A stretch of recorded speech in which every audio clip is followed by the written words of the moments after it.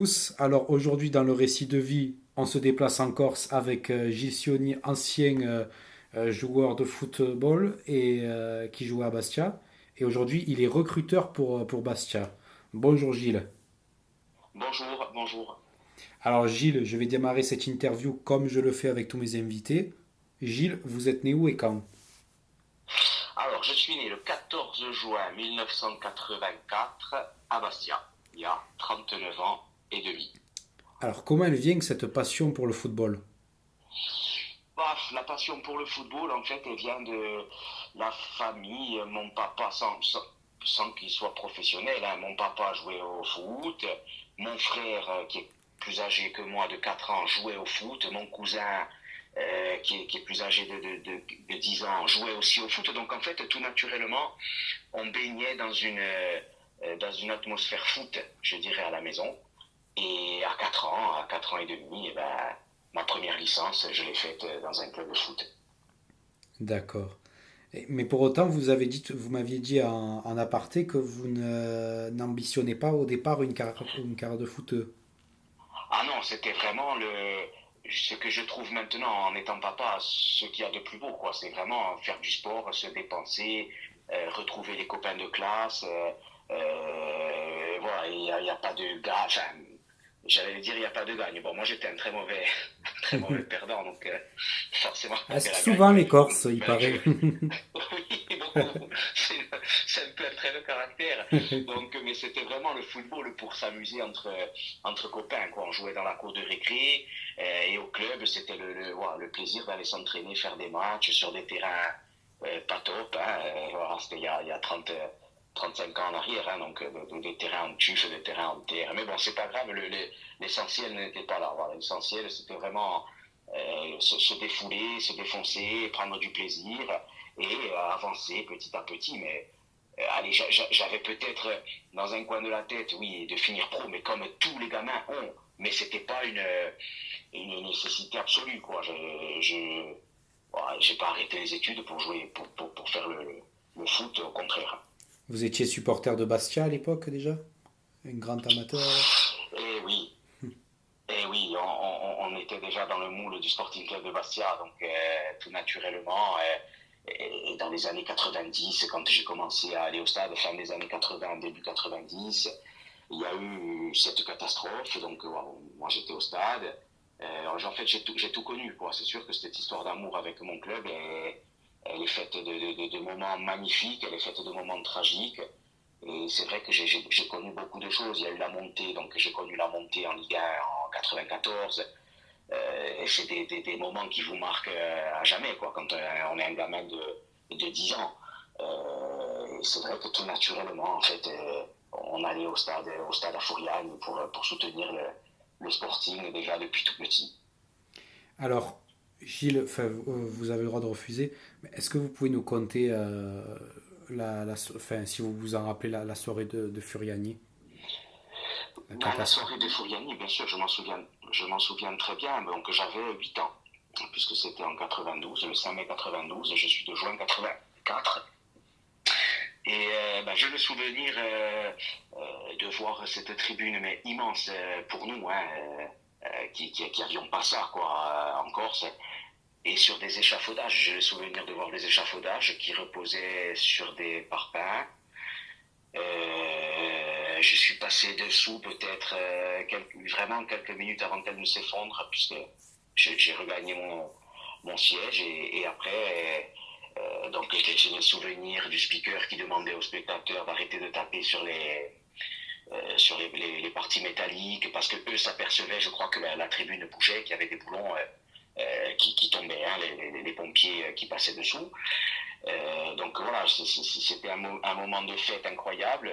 Avant ce drame, c'était quand même le grand Olympique de Marseille. Alors quand on a 10 ans, 8 ans, fin des années 80, début 90, qu'il n'y a pas autant de médiatisation de matchs qui sont diffusés, l'Olympique de Marseille, ça parle quoi. Papin, Waddle, Abedi Pelé, Casoni, je dirais Pascal Olmeta dans les cages, Angloma, enfin je connaissais toute l'équipe, mais parce que c'était l'équipe numéro une Numéro 1, en oui. France.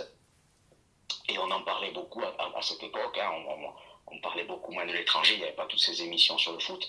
Et c'est vrai que quand je me suis assis avec mes parents, j'ai entendu ce bruit, voilà, ce vacarme, et après, j'ai le souvenir des joueurs de l'OM et du Sporting qui viennent ouvrir les tribunes et d'être pris comme en poids, quoi. En poids parce qu'on faisait passer les enfants et de me retrouver sur le terrain et d'attendre des minutes certainement qui m'ont paru des heures sans bouger sur le terrain en attendant que mes parents me rejoignent. Donc voilà, c'est des moments qui marquent une vie, hein, qui marquent un petit garçon de 8 ans hein, qui voulait juste aller voir un match de foot. Et on se retrouve le soir avec ses parents qui filent à l'hôpital pour donner leur sang. Enfin voilà, une soirée de cauchemar, quoi. Mais sans réaliser le soir même à 8 ans vraiment l'ampleur des dégâts, mais c'est au fur et à mesure des années, quoi. On se dit, voilà, les gens sont venus voir un match de foot et sont morts et d'autres sont blessés à vie. Donc voilà comment j'ai vécu cette triste soirée du 5 mai 92. D'accord. Mais c'est quand même, comme vous le récitez, quand même, c'est fort, quoi. Enfin, c'est Ben, triste. c'est fort parce que j'étais petit, mais j'avais quand même 8 ans. J'en avais pas 4 ou 5, quoi. Les images, elles sont gravées dans ma mémoire, quoi. Je dirais, du moment où j'entends ce bruit, donc des gens qui commencent à pleurer, surtout que j'étais vraiment juste la partie basse qui ne s'est pas effondrée, mais le plus haut, quoi. Un des plus hauts bancs de la partie basse. Et c'est incroyable, quoi. On le sent de suite, à 8 ans, on réalise que se passe quelque chose de très grave.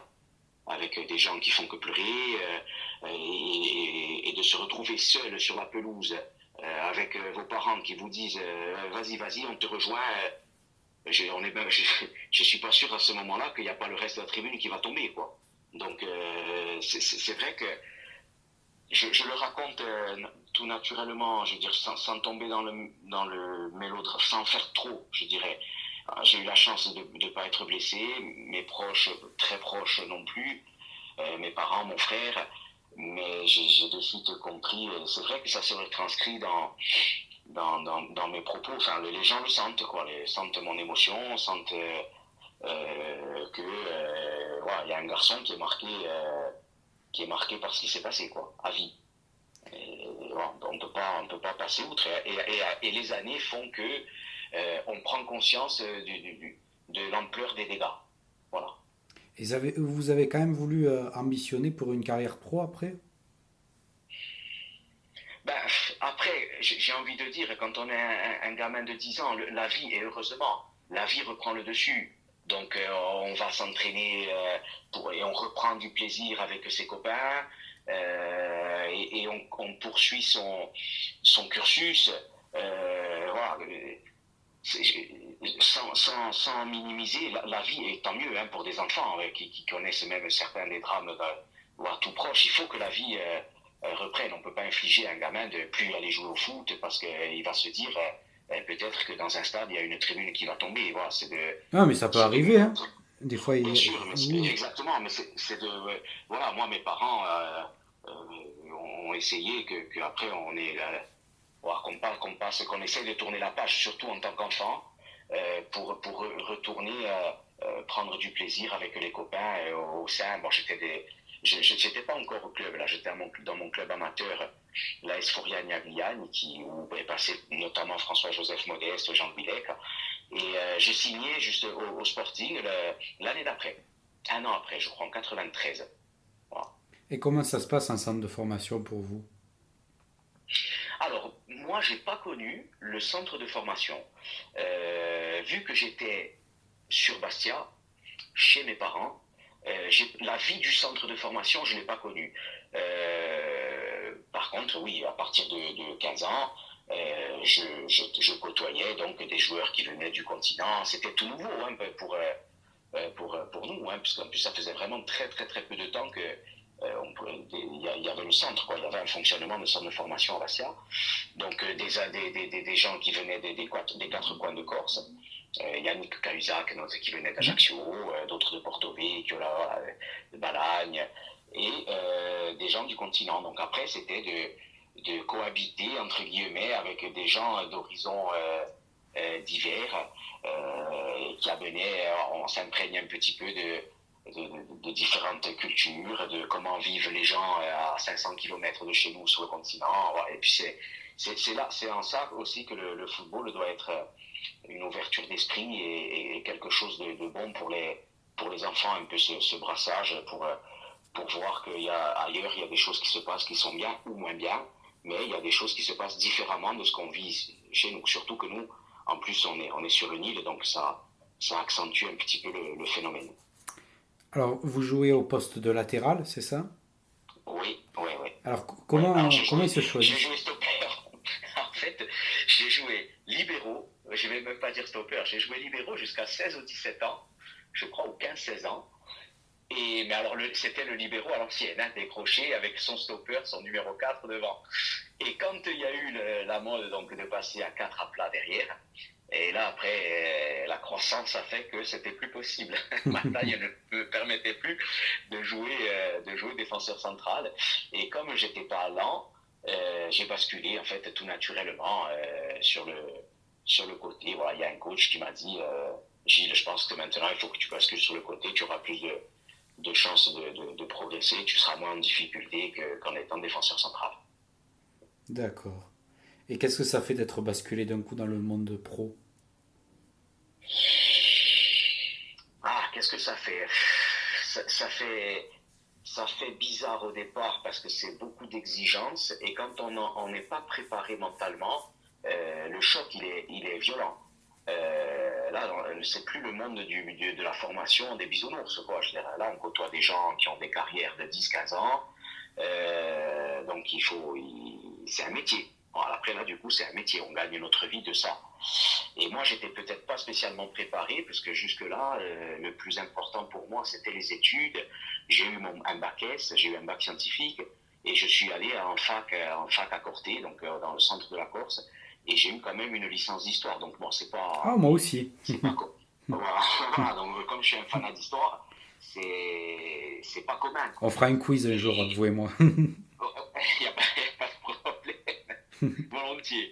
Et donc, c'est vrai que là, moi, je continuais mon cursus, je jouais en réserve pro, et puis j'étais plutôt un bon petit joueur. Et il y a une année où le Sporting m'a donné ma chance et m'a dit, Gilles, voilà, on te fait signer un petit contrat pro d'1 an, à toi d'essayer de saisir ta chance. Et c'est vrai que quand il y a eu la bascule, moi, je peux le dire avec du recul, j'étais peut-être pas spécialement prêt, parce que voilà, par rapport à ce que je vous disais au départ, quoi, c'était pas le but absolu, c'était pas de finir pro, c'était toujours de prendre du plaisir et de m'amuser avec mes copains. Et ouais, le choc a été rude, quoi.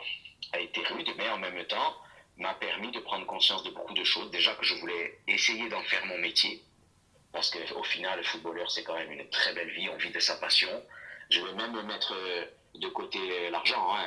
Je veux dire, quand on est un joueur de troisième division, on n'est pas millionnaire. Hein. Mais bon, on se lève le matin pour faire quelque chose qu'on aime. Et après, voilà, j'ai pris conscience de ça. Je me suis dit, putain, ça serait pas mal de s'accrocher pour essayer de durer le plus longtemps possible et de faire les efforts qui vont avec.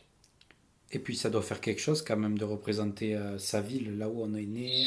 Et en plus de ça, Ah, enfin, oui, votre nation en quelque sorte, parce que je sais que vous les ouais. Corses, vous avez une attache particulière quand même. Ouais, ouais, ouais, non, c'est vrai que ça rajoute quelque chose de supplémentaire.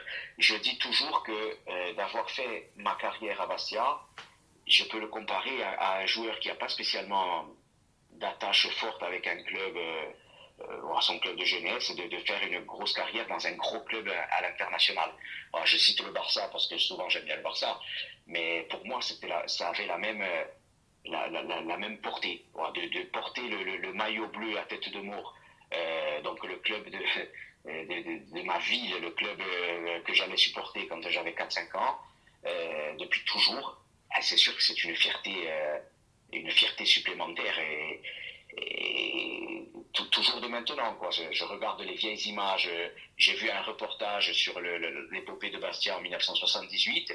Je suis toujours très ému de voir ce que le club représentait dans ces années-là et ce qu'il représente toujours de maintenant. Et dans un coin de ma tête, je me dis, mais tu l'as porté en plus ce maillot. Tu l'as porté et tu l'as quand même porté dans ce qui se fait de mieux en France, dans la première division, avec une finale de Coupe de la Ligue à la clé et 2 titres de champion de France, quoi, de national et de deuxième division. Donc c'est pas rien, quoi. Et votre passage au Paris FC, comment ça se passe?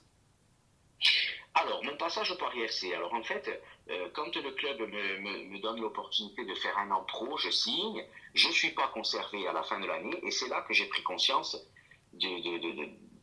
que c'était quand même un beau métier et que j'allais essayer d'en faire mon métier. Donc, je me suis inscrit au stage de l'UNFP, le stage des joueurs au chômage. Et au bout du 3e stage, le Paris FC m'appelle. C'était Jean-Guy Valève, l'entraîneur.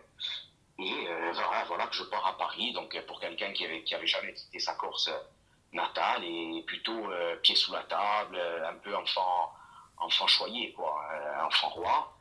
Ça a été quelque chose au début de très dur. Le changement culturel, Paris, la grande ville, les métros, les transports en commun, le club du Paris FC qui était un club avec de belles ambitions, mais on s'entraînait sur un terrain municipal. Enfin, c'était vraiment pas le PFC structuré de maintenant, hein. Donc, pareil, on essaye de trouver en fait ce qui peut nous permettre de traverser les épreuves. Et là, mon cursus scolaire m'a beaucoup aidé, puisque je suis un fanat d'histoire, un fan de culture. Et c'est vrai que je ne peux pas mieux tomber que Paris en France. Donc, quand j'avais un moment de libre, quand je m'entraînais pas, j'ai parcouru Paris en long, en large et en travers, à pied, en métro, en transport en commun, en bus, tant et si bien que la 2e année ou la 3e année, c'est moi qui donnais les bonnes adresses de resto aux franciliens, quoi, aux banlieusards. Des gens qui étaient nés dans le 93, dans le 94, dans le 78, et qui n'allaient pas spécialement sur Paris. Et quand ils voulaient manger n'importe quelle nationalité, c'est moi qui leur disais va dans ce restaurant-là, c'est vraiment sympa. Alors tu prends ton métro là, tu t'arrêtes à telle station, c'était incroyable. Mais parce que j'emmagasinais tellement de choses, je le faisais quasiment tous les jours à pied, quoi. Et c'est vrai que ça m'a permis de traverser ces 3 années avec ma famille qui est beaucoup partie, ma copine de l'époque qui allait devenir ma femme. Et voilà, elles m'ont aidé à traverser ces 3 belles saisons où j'ai joué quand même 25 à 30 matchs par saison et de tenir le coup 3 ans. Au final, ça a été très très dur au début.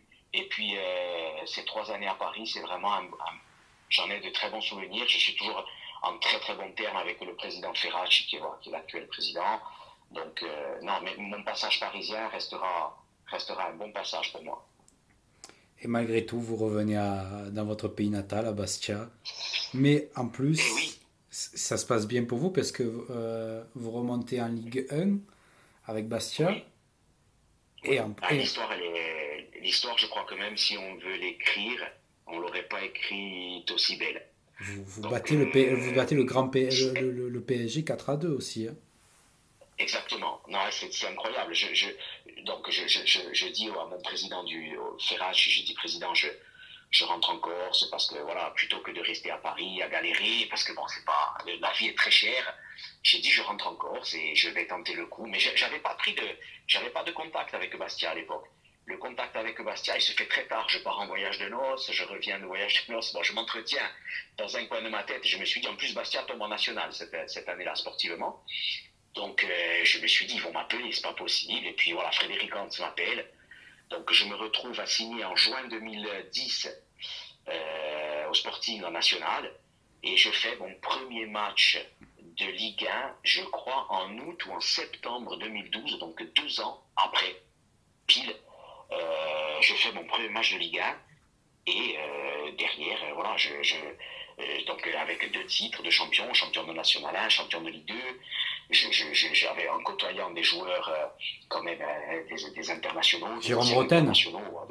Je pense à Jérôme, j'ai eu des Toafilo Maoulida, Sylvain Marchal, Mika Landreau, Djibril Cissé, Romaric, je veux dire, j'en oublie, hein, mais là après on tombe vraiment dans un monde, c'est un tout autre monde. Et c'est vrai que je me suis accroché, j'ai gravi les échelons. Et comme je vous dis, en 2 ans, je ne pouvais pas imaginer en signant en juin 2010 que 2 ans après, j'allais faire mon premier match contre Saint-Etienne à Armentières, donc en Ligue 1, quoi. Et puis il y a eu cette finale de Coupe de la Ligue, il y a eu ce 4-2 contre le Paris Saint-Germain. L'histoire, elle est incroyable. J'ai vécu les plus belles années du Sporting des années 2000. Donc après, j'ai même connu malheureusement la chute. Mais j'ai connu des années inoubliables. Voilà. Racontez-nous un peu la finale de la Coupe de la Ligue, comment ça s'est passé. Alors, la finale de la Coupe de la Ligue, il y a eu cette demi-finale à Monaco où je tire le seul penalty de ma carrière et je le marque. Donc, vous imaginez bien la pression que j'avais. Et puis, il y a cette finale contre l'ogre qui est le Paris Saint-Germain. Alors, de toute façon, on se dit qu'on a rien à perdre. Et elle a été émotionnellement très forte parce qu'on se retrouve au Stade de France devant 30 à 35 000 Corses. Et quand on rentre sur la pelouse avec... je parle quand même d'une finale où on est peut-être 5 ou 6 amis d'enfance à rentrer pour jouer une finale de Coupe de la Ligue. Je veux dire, que ce soit François-Joseph Modeste, moi, Yannick Cahuzac, Jean-Louis Lec, Julian Palmier, on est déjà 5 Corses à avoir été formés ensemble, Toto, Schillaci, donc c'est pas rien, quoi. Je regarde le 11 de on rentre, départ. en fait, Je regarde le 11 de pardon, départ. Pardon, excusez-moi. Je regarde le 11 de ouais, départ. Le 11 de départ est quand même ambitieux. Il y a Areola aussi. Il y a ouais, Gillet, un Belge. il y a en France. Boudebouze. Ouais, non. On avait une belle équipe. On avait, attention, sur le papier, on avait une belle équipe. Après, en face, c'est sûr que c'est une des meilleures équipes d'Europe à ce moment-là. Ah Donc, oui. voilà, il y a un Paris Saint-Germain incroyable. Mais émotionnellement, voilà, on est rentré prendre la température. Donc, quand on a vu tous ces drapeaux bleus et tous ces drapeaux à tête de mort s'agiter, et nos parents tous à côté, c'est sûr qu'on a eu les larmes aux yeux parce qu'on se revoyait peut-être 35 ans en arrière dans notre petit club de Fouriane avec François-Joseph et Jean-Louis, et c'était quelque chose d'incroyable. Et puis après, le match a fait que, au bout de 19 minutes de jeu, on prend ce penalty et ce carton rouge. Le carton rouge est quand même très très sévère. De Et Schillaci. c'est vrai que là, voilà, sur Toto Schillaci, et c'est vrai que là, pour le coup, ça fait un coup au moral. Mais bon, on a joué crânement notre chance, et puis on était un peu en délicatesse avec Frédéric Thiriez. Alors lui n'était pas descendu nous saluer avant le match. C'était la première fois qu'il ne le faisait pas. Ah, Thierry Donc et on Corse. lui a pas serré la main quand on est monté récupérer notre trophée. Et puis, mais bon, ça restera quand même un souvenir avec tout un peuple corse, un peuple bleu qui est monté nous soutenir au Stade de France. Tout à l'heure, avant que je démarre l'entretien que j'enregistre, vous aviez Ouais, parlé des pièges et tout que vous tendez les journalistes. Il y en a un qui est tombé dedans, oui. c'est Alan Saint-Maximin. Alan Saint-Maximin, il avait dit en conférence de presse, ouais, j'ai l'impression que tout repose J'ai sur, l'impression de jouer seul ou que tout repose tout sur repose moi. sur moi. Et Voilà. vous aviez répondu, je me rappelle, vous aviez dit non, non, tout repose pas sur lui. En, je crois, Oui, une vingtaine de matchs, il avait 3 buts et 2 passes décisives. c'est Donc, ça. et, C'est ça. En fait, alors, c'est pas que je suis tombé dans le piège, c'est que quand les déclarations sortent non, non, pas vous, Alan, vous n'êtes lui, pas je tombé pense. dans le piège du journaliste. Non, non, non, c'était Ouais, pour recadrer un peu oui, la personne. c'est ça, c'est ça. Je pense que Alan s'est laissé emporter. À mon avis, il avait dû avoir une question du style, vous n'avez pas l'impression d'eux, et lui, il a dit oui, j'ai l'impression d'eux. Mais les statistiques ne plaidaient pas en sa faveur. Alors que je pense qu'aujourd'hui, de tous ceux avec lesquels j'ai joué, Alan Saint-Maximin, et je le dis, mais alors parce que j'ai pas voulu le vexer, j'ai pas voulu, je suis vraiment mal placé pour faire, pour faire une déclaration d'orgueil ou d'ego, parce qu'Alan je pense que ça a été un des joueurs les plus talentueux avec lequel il m'a été donné d'évoluer. Voilà, à l'entraînement, en match, je dirais Alan, c'était vraiment physiquement une bestiace. Il driblait, il avait plein de filles qui répétaient les efforts. Voilà, c'est juste que c'était un gamin qui était jeune, qui était tombé dans le piège. Et si vous voulez, il joue pas le week-end, il joue pas parce qu'on joue Monaco et il y a un gentleman agreement, il n'a pas le droit de jouer parce qu'il est prêté par Monaco. Et donc, il ne peut pas jouer. Et c'est moi qui suis de conférence de presse. Mais sa déclaration, c'est moi qui parle, qui dit ce que j'ai dit, quoi, comme quoi il avait... tout ne reposait pas sur lui. Mais je me fais l'écho de tout le vestiaire, parce que le vestiaire s'est vexé. C'est pas Gilles Chogny qui s'est vexé parce que Alan Saint-Maximin a dit ça. C'est le vestiaire. Nous, on en a parlé. Et les gens du vestiaire ont dit, alors c'est pas qu'ils nous respectent pas, mais alors notre travail, en fait, nous, il joue seul, quoi. Et nous, on sert à rien. Et c'est moi qui m'y colle, c'est moi qui suis de conférence de presse. Alors, je l'ai dit de manière sèche, c'est vrai, mais bon, j'ai pas employé de mots désagréables, je pense à son encontre, mais c'est vrai, les stats étaient là, quoi. Il avait 2 buts et 3 passes décisives, ou l'inverse. Et par exemple, un Sadio Diallo, je crois de l'époque, avait la même chose. Et alors, Sadio aurait très bien pu dire, je joue seul. Donc c'est pour ça, j'ai voulu juste remettre les choses à plat, mais je me faisais aussi l'écho de tout un vestiaire. Voilà, ça aurait été quelqu'un d'autre, il aurait dit la même chose parce que dans les vestiaires, on en a parlé. Et il a On bien en a pris. parlé et on a été un petit peu... À moi, en tout cas, il m'a rien dit. Je sais qu'il avait appelé Jean-Louis en disant, Jean-Louis, Gilles, tu as vu ce qu'il a dit sur moi, est-ce que du style c'est méchant? Et Jean-Louis a dit non, il n'y a pas de méchanceté, Alan. Il s'est juste fait l'écho du vestiaire. Nous, on t'aime beaucoup, mais tu peux pas dire quelque chose comme ça parce que c'est un peu dénigrer tous tes partenaires. Voilà. Et je pense que Alan l'avait compris parce que bon, j'ai dit, je crois que la déclaration, je l'ai faite en février. Hein, Oui. Il restait encore 4 mois de compète et je veux dire, on a continué à évoluer ensemble. On s'est jamais disputé, on s'est jamais accroché. Donc, je pense que peut-être même lui a dû se dire, j'ai été maladroit sur ce coup-là. Mais je l'ai dit, à chaque fois que j'ai l'occasion de le dire, Alan était un joueur vraiment talentueux et je pense un des plus talentueux avec lequel j'ai eu le plaisir et la chance d'évoluer. C'était le petit frère qu'il fallait recadrer. Et nous voilà, c'était juste de lui dire, je sais pas quel âge il avait à l'époque, là il devait avoir 19 ou 20 Il ans. est de C'était juste 98, de dire, donc ouais, il est de la même voilà. année que moi. Donc c'était juste de dire, voilà, un peu recadré, de dire, voilà, il y a des choses tu peux pas les dire, en tout cas publiquement, et même si tu les penses, ne le dis pas publiquement, parce que voilà, un vestiaire de foot, c'est 25 bonhommes. Et oui, après, il aurait eu 15 buts et 10 assists, j'aurais pas dit ça. J'aurais dit, oui, il joue seul. Oui, c'est vrai, il porte l'équipe à bout de bras. Alors, un peu plus tard, la situation s'envenime dans le mauvais sens pour Oui, Bastia. oui. Vous tombez très très bas au niveau des divisions. Comment vous le vivez ça? Ouh, ça, on le vit mal, hein. Ça, on le vit mal parce que nous, on avait quand même surperformé, je ne vais même pas dire performé, surperformé. Sur les 5 années de Ligue 1, je crois qu'on finit 10, 12, enfin, on ne fait pas en dessous de la 12e place. Donc pour nous, c'était des exploits permanents par rapport au budget du club, à ses infrastructures. Hein. Et on se retrouve en 2017 avec un trou abyssal et le club qui fait banqueroute. Donc ouais, on le vit mal parce qu'on se dit, nous on se voyait tous finir à Bastia entre amis et en étant le plus haut possible. On avait très bien accepté le fait de descendre sportivement et de repartir en Ligue 2. Ça, voilà, c'est un aléa sportif et on était tous prêts à relever le défi et à repartir au combat. Mais c'est vrai que la décision du CNOSF voilà, et le fait de descendre en National donc 3, hein, où évoluait notre réserve, ça a été un choc terrible. Un choc, vraiment une cicatrice, je pense, qui aura du mal, qui ne se refermera, une plaie qui se refermera jamais, quoi. Et pourtant, aujourd'hui, Bastia est en Ligue 2. Qu'est-ce que tu penses du début de saison de Bastia avec Régis Brouard?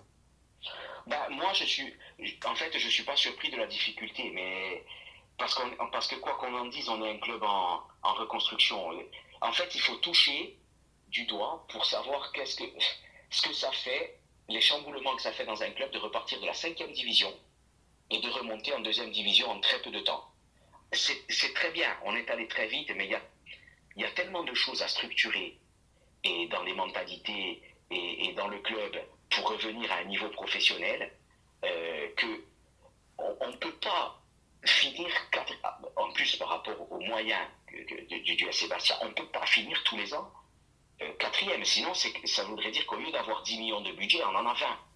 Et du coup, on fait figure d'ogre. Oui, c'est vrai, là, on pourrait dire, on est déçu, Moi, je ne suis pas surpris, je suis pas, je suis pas catastrophé. Ça a été ma vie, en fait, au Sporting. On a toujours joué le maintien, on s'est toujours battu pour arracher le maintien. Et peut-être qu'on s'est vu un peu trop beau tous ensemble, le peuple bleu dans son ensemble. De se dire, bon, on a fini quatrième, mais au final, c'est facile de monter en Ligue 1. Ça va se faire naturellement, mais sinon, c'est pas facile. C'est pas facile. Et le club, aujourd'hui, il a besoin de tellement de choses, de refaire un centre de formation, des infrastructures. On était en retard sur beaucoup de choses. Déjà en Ligue 1, hein. Donc on ne peut pas gommer 5 ans dans les niveaux amateurs d'un claquement de doigts. C'est pas possible. Donc prenons un maximum. Moi, je pense pas que ça manquait d'ambition, mais si on se maintient encore pendant 3, 4, 5 ans en Ligue 2, voilà, avec des droits TV qui tombent régulièrement, en structurant, peut-être qu'à un moment donné, on pourra se dire, bon, le centre d'entraînement, il est bien. Le centre de formation, il est sur des bons rails. Eh bien, on va pouvoir mettre peut-être un peu plus de moyens sur notre équipe 1 pour jouer un coup. Voilà, comme on peut très bien finir dans les 5 premiers cette année. Et il ne faut pas se priver de jouer la montée. Je dirais, une montée, si elle nous tombe dessus, eh ben, il faut la prendre. Mais je ne suis pas surpris qu'on soit un peu en dents de scie. On revient de tellement loin, de tellement loin. Et moi, je suis habitué à me battre, donc ça ne me fait pas peur. Et je sais que le groupe va s'arracher pour aller obtenir voilà, son maintien. Donc oui, il y a des hauts et des bas. Sinon, en fait, on n'aurait pas un des plus petits budgets de Ligue 2. On serait un cadre, quoi. Un cadre de Ligue 2. Et est-ce que si vous montez un jour en Ligue 1, est-ce que toi, tu rêverais pas, par exemple, que, je sais pas, le Bastia, peut-être avec un peu d'ambition, peut-être ouais, un budget un peu plus conséquent, il cherchait, je sais pas, l'Europe, tu vois, même une conférence League, tu vois.